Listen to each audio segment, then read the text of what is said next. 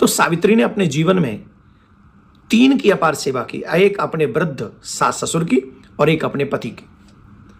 और जो सत्यवान थे उनके साथ उनका विवाह हुआ। सत्यवान माता पिता के भक्त थे और अपने गुरु भक्त थे, बहुत निष्ठावान थे।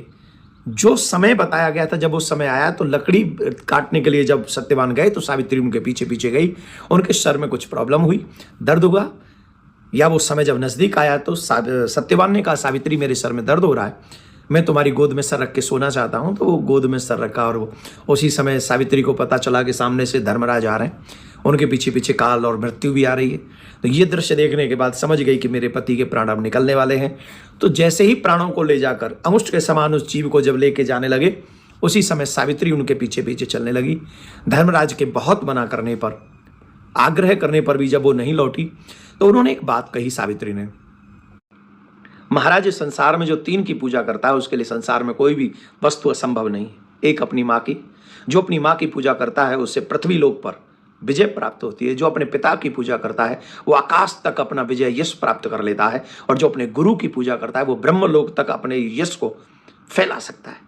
तो मेरे पति तो ऐसे ही हैं, और उन पति की मैं दासी हूं, तो मुझे कौन रोक सकता है, मैं तो आपके साथ चलूंगी।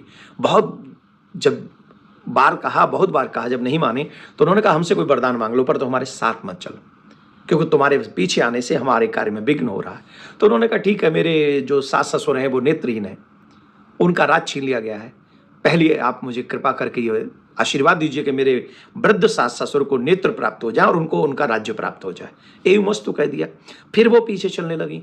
फिर यमराज ने कहा कि तुम्हारे बहुत पीछे आने से मुझे कष्ट हो रहा है, मेरे कार्य में विघ्न पड़ रहा है, इसलिए देवी अब तुम वापस चली जाओ, तो और एक वरदान मांग लो। बोले ठीक है, अगर आप मुझे वरदान देना चाहते हो तो एक और वरदान दे दो, मैं अपने 100 पुत्रों की माँ बनना चाहती हूँ, 100 पुत्रों की मैं माँ बन सकूं, ये आशीर्वाद मुझे दीजिए।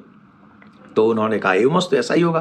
तो यमराज जब जाने लगे तो सावित्री फिर पीछे पीछे जाने लगी। उन्होंने कहा, मैंने तुम्हें दोनों वरदान दे दिए, अब क्यों मेरे पीछे आ रही हो?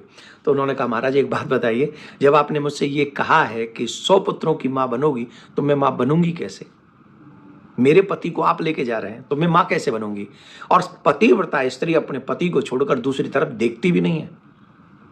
धर्मराज कहने लगे, धन्य है तेरी जैसी पतिव्रता स्त्री के आगे मेरी हार स्वीकार करता